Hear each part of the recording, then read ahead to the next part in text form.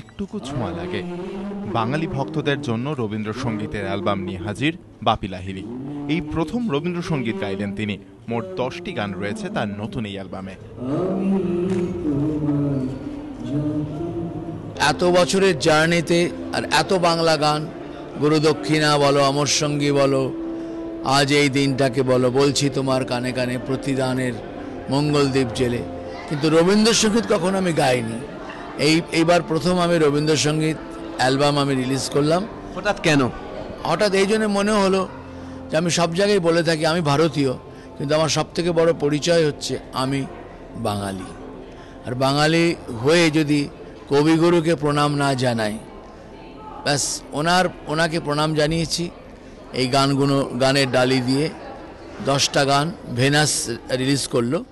আমার মনে হয় দর্শকদের খুব ভালো লাগবে এবং নেক্সট উইকে সব জায়গায় পাওয়া যাবে সিডিটা। তো এই সিডিটা হচ্ছে একটুকু ছোঁয়া লাগে, একটুকু কথা শুনি। আমি তোমায় যত শুনিয়েছিলেন গান, আমি তোমায় যত শুনিয়েছিলেম গান, আমি তোমায় যত, তার বদলে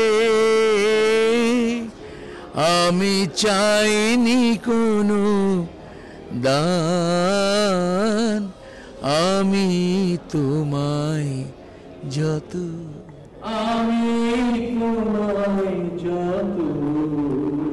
বাপি লাহিড়ীর ভক্তদের এবার সংগ্রহ করতেই হবে তার গাওয়া এই রবীন্দ্রসঙ্গীতের অ্যালবাম।